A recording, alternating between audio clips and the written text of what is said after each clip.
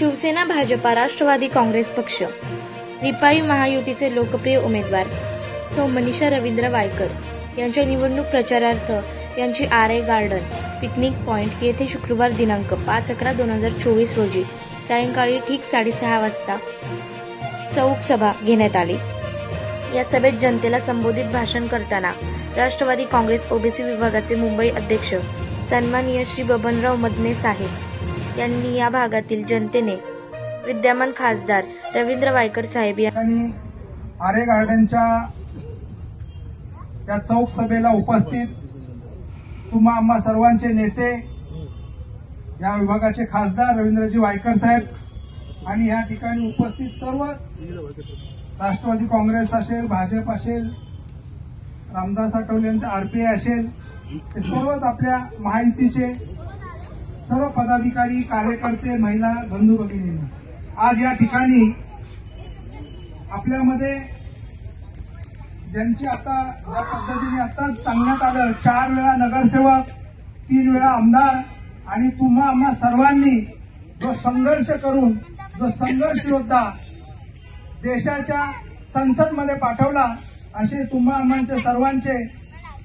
खासदार रवींद्रजी वायकर साहेब आणि आता या जोगेश्वरी विधानसभामध्ये जे आपल्या महायुतीचे उमेदवार आहेत त्या आपल्या मनीषाताई रवींद्र वायकर आज आपल्या सर्वांसाठी एक चांगली जमेची बाजू जर म्हटलं तर आज आपल्या विभागामध्ये आपले खासदार आहेत आणि आपले जोगेश्वरी विधानसभेचा जो कायापालट, ज्यांना कार्यसम्राट आमदार म्हणून ओळखलं जायचं ते रवींद्र वायकर, त्यांनी ह्या जोगेश्वरीचा कायापालट केलेलाच आहे। आणि ह्याच पद्धतीने पुढे देखील जर आपल्याला या जोगेश्वरीमध्ये आपल्याला सर्व सुख सुविधा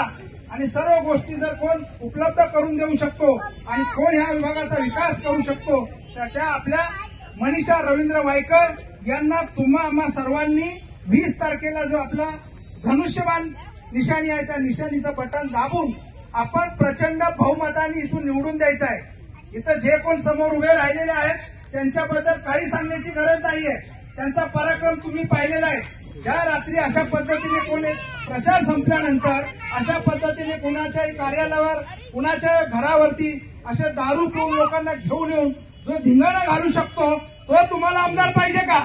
आज जर आपल्याला आमदार पाहिजे असतील तर त्या विचाराचा, प्रगतीचा आणि डेव्हलप करणारा, जो सर्वांना सोबत घेऊन जाणारा जर आमदार आपल्याला पाठवायचा असेल तर मनीषा रवींद्र वायकर शिवाय दुसरा पर्याय नाहीये। जर आपल्याला आपल्या भागाचा विकास करायचा असेल तर तुम्ही आम्ही सर्वांनी एकच लक्षात ठेवायचं आहे, 20 तारखेला आपण जे धनुष्यबाण आपली निशाणी आहे त्या निशाणीवरती आपण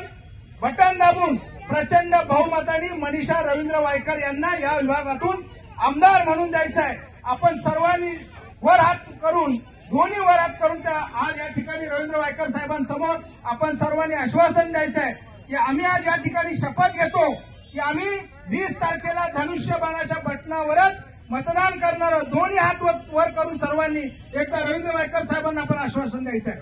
दोन्ही हात वर करून सर्वांनी। या ठिकाणी पहा वायकर साहेब, या ठिकाणी सर्वांनी तुम्हाला आश्वासन दिलेलं आहे की आम्ही आमच्या या जोगेश्वरी विधानसभा मतदारसंघातून जर आम्ही कोणाला आमदार म्हणून निवडून देणार तर मनीषा रवींद्र वायकर यांनाच निवडून देणार। या ठिकाणी आपण 20 तारखेला सावधानता बाळगायची आहे। काही अफवा पसरवल्या जातील, काही आपण पाहिलं असेल लोकसभेला कशा पद्धतीने खोटा प्रचार प्रसार केला, त्याच्याकडे आपण दुर्लक्ष करायचंय आणि आपल्या विभागाचा जर खऱ्या अर्थाने विकास करायचा असेल तर मनीषाताईंना आपण निवडून द्यायचंय हे सांगण्यासाठी या ठिकाणी आम्ही आलेलो आहोत। या ठिकाणी आपण सर्वजण एक चांगल्या संख्येने उपस्थित आहात। आपल्या सर्वांचं मी मनापासून आभार मानतो। जय हिंद, जय महाराष्ट्र, जय मल्हार, जय भीम।